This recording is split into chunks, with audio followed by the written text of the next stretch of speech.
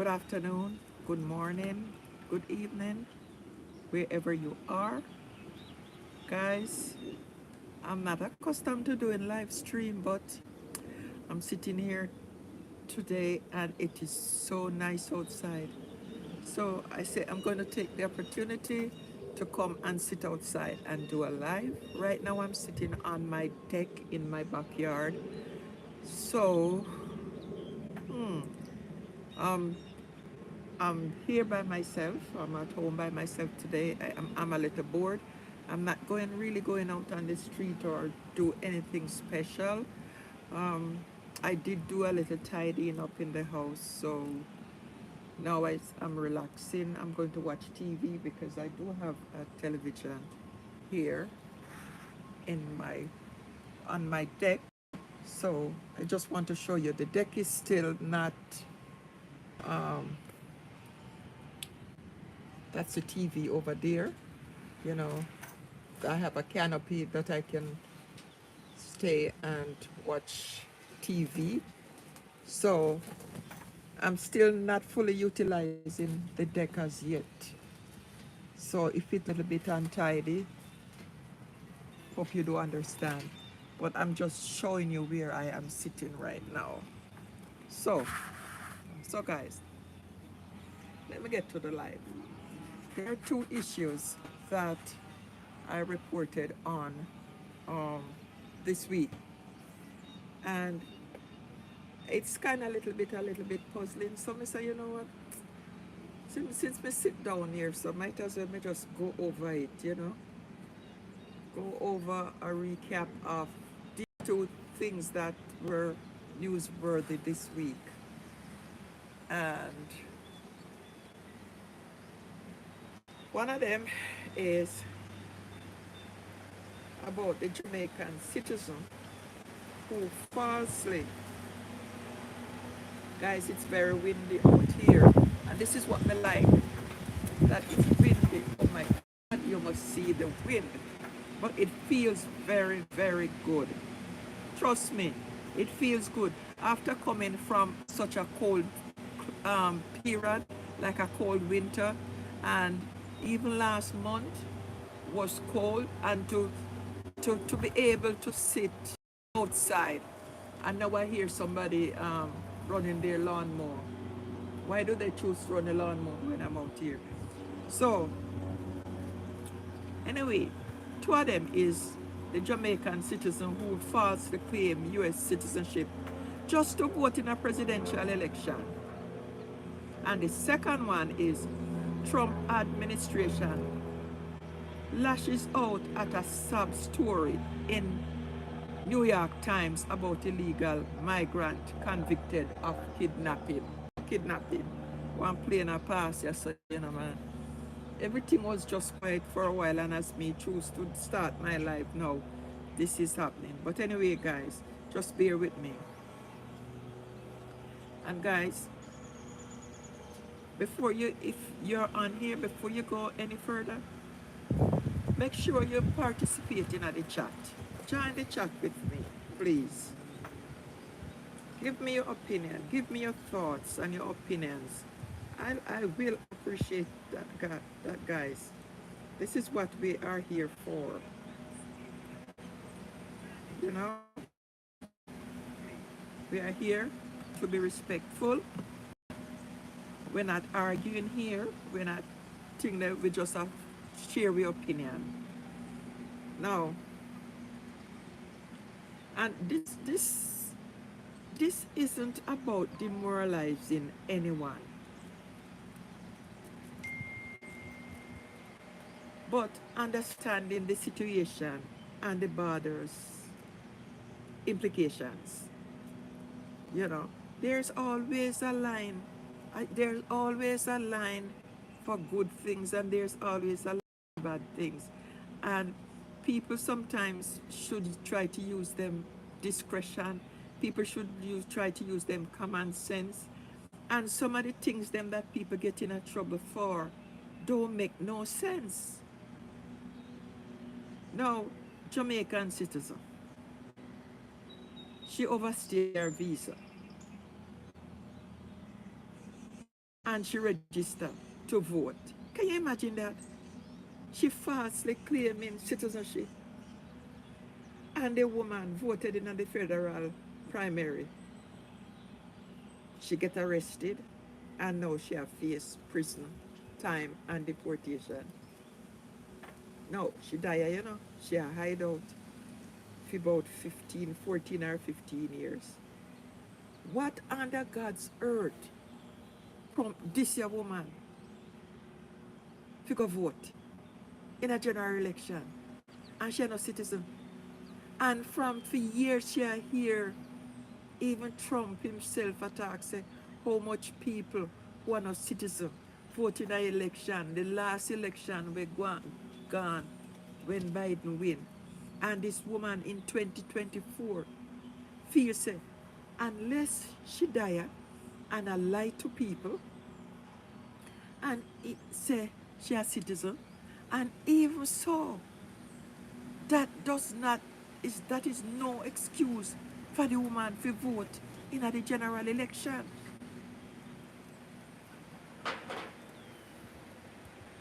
Guys, what are your initial thoughts on this case?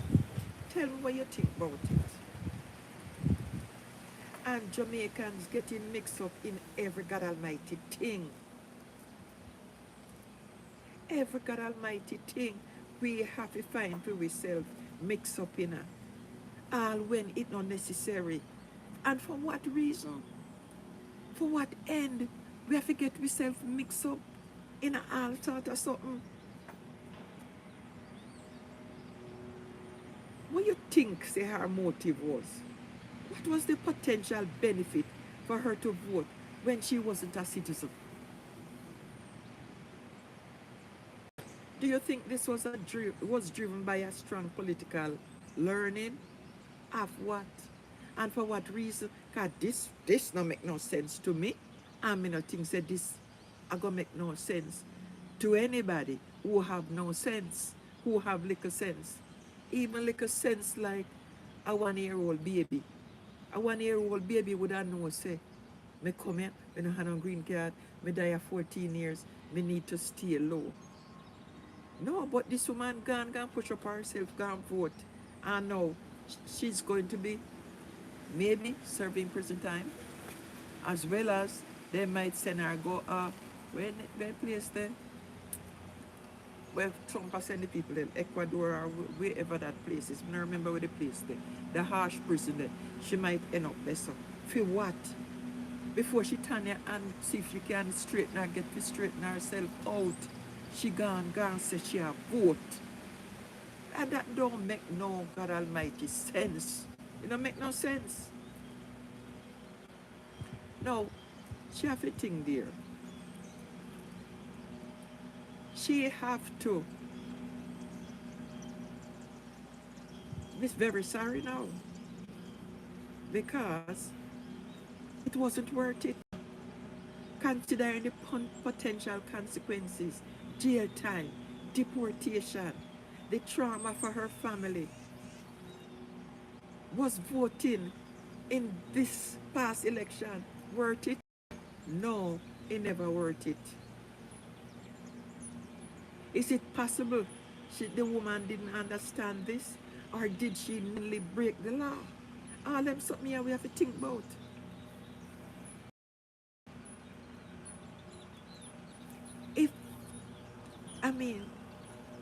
Now, if that was involved, the article mentioned that me read, certifying citizenship, so focus on the false claim, going to these lens to vote. What does that tell us? She falsified document just to vote. It does not make any sense. It not tell we nothing. Well, the article doesn't say who she voted for, but it's easy to make assumptions. And let's talk about why we make those assumptions and if that is fair. We assume so because Kamala is black and Kamala, father Jamaican. maybe that's the only reason why the woman feels she should vote. Now, how do U.S. impact her life and the lives of the woman family? Can you imagine the shame?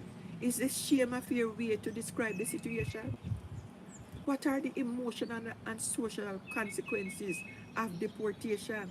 It never worth it. It never worth it. Anyway, guys, sit back, grab a drink, stretch, and let's continue. Let's continue the conversation. Now, we're talking about, what we are talking about is a Jamaican migrant who overstayed her visa. We are talking about. Now, make a jump in a something else. I'm flip-flop. I'm going to come back to this, but I'm jump in a. May I talk now about the Jamaican migrant who overstayed, another one will overstay visa. This man was convicted of kidnapping and drug dealing. And this was a long time ago. This happened when him did small. But yet still, him get deported despite apparent rehabilitation. Now, let's look at the second story. What are your initial reactions to the New York Times profile and the Trump administration response? Is it a sad story or is it a valid look at a person's life after prison? What makes a story a sad story to you, to me, to all of us? The article highlights his rehabilitation. The article will come out, The man had 2 degrees, a business mentor. Does that erase or lessen the impact of his past crimes? I don't think so. I don't think so. Them say, what you do will follow after you. Now, may I wonder, say, if this man was old enough to understand the consequences of his action at the time of the crimes. Even if he was young, was he old enough to know that kidnapping and drug dealing have serious consequences? Nobody never tell him. If he never have common sense, if he know, say, to understand the consequences of his action at the time that dealing drug and kidnapping is wrong. Somebody couldn't tell him. Although sometimes you tell these young people things, them not believe, say it can happen to them, and them still take the risks. Now this man clean up himself, and after so many years, and go back to school, get 2 degrees, and very successful, and see then it catch up with him. The good you do, follow after you, and the bad you do, follow after you.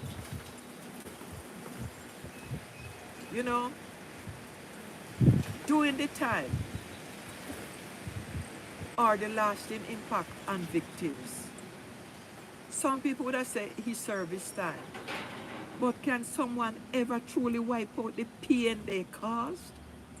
How do you think the victims and their families feel about his deportation? That is justice for them. Because once people are hurt in this with crimes and so, them now go forget. And some of them are traumatized from it.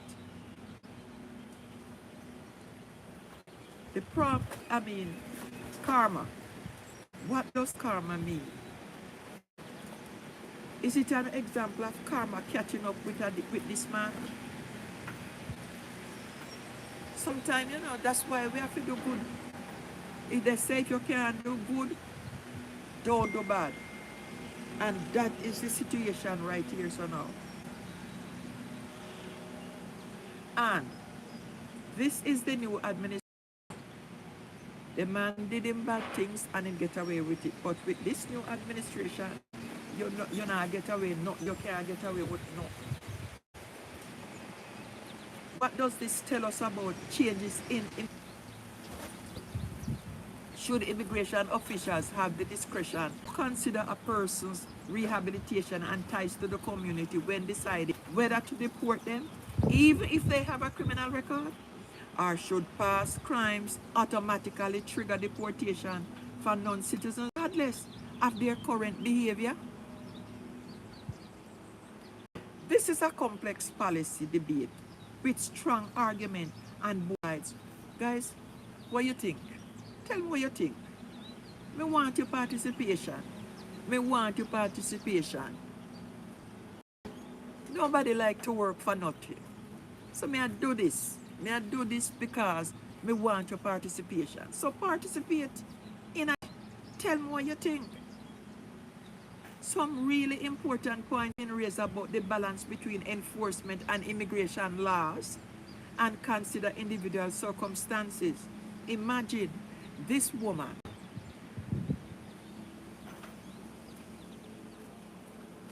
now.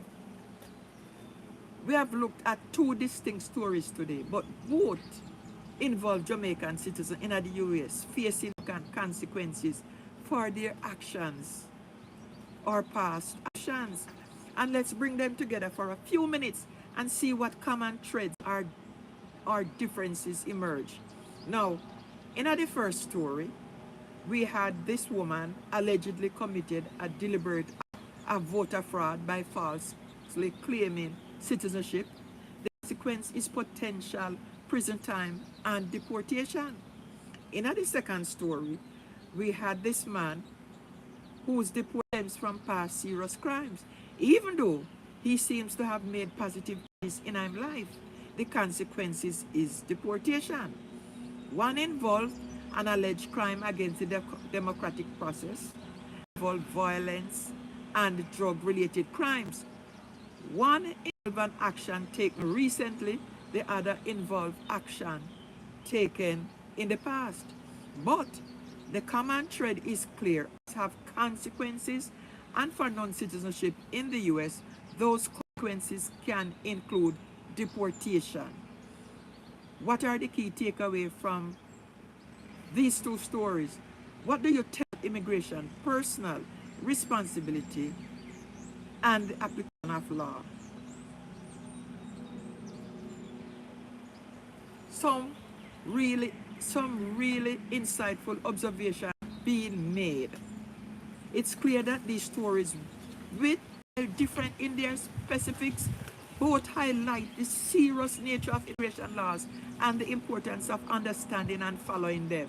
They also raise questions on accountability, rehabilitation, and the human impact of legal processes. We have had a really engaging and I think important discussion today. We have explored two news stories involved Jamaicans this week, looked at the facts, considered different perspectives, and discussed the potential motivation and the consequences. Guys, I want to thank all of you for participating in the chat. Your thoughts and insights are what makes these streams valuable. It's crucial. I know I didn't get a lot of you on here, but if you watch it after, do the right thing, subscribe to the channel, and remember, these are just two stories and they don't present the experiences of all immigrants for all people from Jamaica, but they do offer valuable lessons about the importance of following laws and understanding the potential repercussions of our actions. If you found this discussion interesting, guys, please consider giving this stream a like and subscribe if you haven't already done so. We'll be covering more current events and important topics in future streams. Hopefully I can do a stream every Saturday. So thanks again for joining me today. Stay informed, stay engaged, and most importantly, be kind to each other. And that's going to wrap up this live stream, and I'll see you in my next video.